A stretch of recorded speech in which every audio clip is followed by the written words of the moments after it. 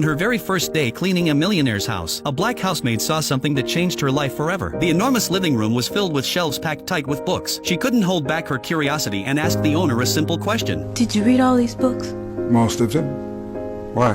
His answer made her realize something powerful. Knowledge could truly change a person's destiny. That night, when she got home, she turned off the television. She sat down and made a learning plan for her children. She told them they had to finish 2 books every week, and on weekends they needed to write a report about what they had read. If you use that time to develop your God-given gifts, wouldn't be long before folks was watching you on TV. Those words sank deep into her son's heart. From then on, a boy named Carson studied late into the night, but even with all his effort, he was still at the bottom of the class. When his teacher asked how many questions he had answered correctly on the exam, he whispered, "None." The classroom erupted with laughter. Carson lowered his head in shame. Every day after school, he avoided his classmates so he wouldn't face their stares, but the teasing never stopped. Finally, he lost his temper and got into a fight. He was sent to the principal's office. When the principal demanded an explanation, Carson said it was an accident, but no one believed him. The principal pulled out his report card and handed it to his mother. It was filled with nothing but D's and F's. He warned her that if things didn't change soon, the school would have no choice but to expel him. On the way home, Carson was overwhelmed with guilt. He promised his mother he would never fight again, but when it came to grades, he wasn't so sure. He had already tried his hardest, and maybe his classmates were right. Maybe he really was dumb, but his mother looked him in the eyes and said firmly, "You're not dumb, my son. You are smart. You just haven't used your intelligence yet. But if you keep these grades, you'll spend your whole life scrubbing floors in a factory." Her words shook Carson to the core. He vowed to change, to prove himself to his mother. Yet no matter how hard he worked, his grades didn't improve. Then one day, his mother noticed something strange about the way he read. She soon discovered the truth. Carson was severely nearsighted. She didn't hesitate. She broke open her savings and bought him his first pair of glasses. For the first time, the words on the board came into focus. For the first time, his eyes locked onto the pages of his books. Slowly, his grades began to rise. The day he finally passed an exam, his mother's joy was beyond words. From that moment on, Carson started to love learning. He read late into the night at the library. He read in his dimly lit bedroom. He even read in the bathroom at home. Anywhere he could, he studied. Soon, his grades improved dramatically. When he brought home his very first A, he rushed home after school, eager to share the joy with his mother. But she told him calmly, "If others can do it, you can too, and you can do even better." Those words became his driving force. Carson pushed himself harder than ever. The first time he stood at the front of the class to be praised by his teacher, he felt something he had never experienced before. It lit a fire inside him. As time passed, his hunger for knowledge only grew. He became fascinated with everything, even a simple pebble on the ground. His curiosity drove him to read every book he could find about rocks. That curiosity paid off one day in science class. The teacher held up a black stone and asked if anyone knew what it was. The room was silent. Then Carson raised his hand. "It's obsidian," he said, and went on to explain how it formed. His explanation was so detailed that even the teacher learned something new. From that day on, his classmates saw him differently. After class, the teacher showed him a microscope and invited him to take a look. That single moment opened a door to a whole new world. Carson's desire to explore the unknown grew even stronger. 4 years later, the boy who once sat at the bottom of the class stood proudly at the top of his grade. His mother watched him walk across the stage to receive an award, her heart bursting with pride. After years of determination, Carson earned a place at Yale University with a full scholarship. He even met a brilliant young woman who became his girlfriend. Together, they dreamed of the future. But Carson still faced obstacles. His grades in chemistry were so poor that he had failed multiple times. If he didn't pass this time, his dream of becoming a doctor would collapse. As he struggled, his girlfriend asked him, "What's the thing you do best?" "Reading," Carson replied. "Then do what you do best." She said, "Read. Read as much as you can. You'll find the answers in those books." Carson took her advice. He studied day and night. With her help, he filled in every gap in his knowledge. When the exam finally came, the pages were filled with complex chemical formulas, but Carson's mind was ready. Answers flowed as if his pen had a life of its own. When the results were posted, his name was there. His hard work had paid off. At graduation, Carson was recommended for an interview at Johns Hopkins Hospital, a place known as the Mecca of medicine. But it was also where countless dreams were crushed. Each year, they accepted only 2 neurosurgeons, and that year, 125 applicants competed for those spots. One question mattered most. "What makes you think you can be a brain surgeon?" Carson answered calmly. He spoke about his passion for exploring the unknown. Then he asked, "Do you believe in miracles?" "The human brain is a miracle, and I believe every person has the power to create miracles." His confidence and composure impressed the interviewers. Those were exactly the qualities a neurosurgeon needed. Carson was accepted, although he was only an intern. His hard heart was filled with excitement, but reality was harsh. At first, the receptionist mistook him for a janitor. Later, a senior doctor confused him for a nurse and told him to draw blood from a patient. Carson checked the chart and realized the patient was severely anemic. Drawing blood could have made things worse. When he refused, the doctor saw it as a challenge to his authority. Carson was harshly scolded. Though humiliated, he held his anger inside. It wasn't weakness, it was self-control, something life had taught him. Then came his chance. One night in the ER, a young man was rushed in after being struck in the head during a baseball game. His life hung by a thread, but all the neurosurgeons were away at a conference. The only doctor there was Carson, still just an intern. By rule, he wasn't allowed to operate, but as the patient's condition worsened, Carson knew he had no choice. Guided by duty, he stepped into the operating room as lead surgeon for the very first time. 4 hours. He worked with focus and precision, and in the end, he saved a life. But soon after, he was summoned to the director's office. His decision had broken hospital rules and could have put them at risk. He braced himself for punishment. Instead, the director gave him news so shocking it would change his life forever. Want to know what happened next? Follow me. The rest of the story is coming soon.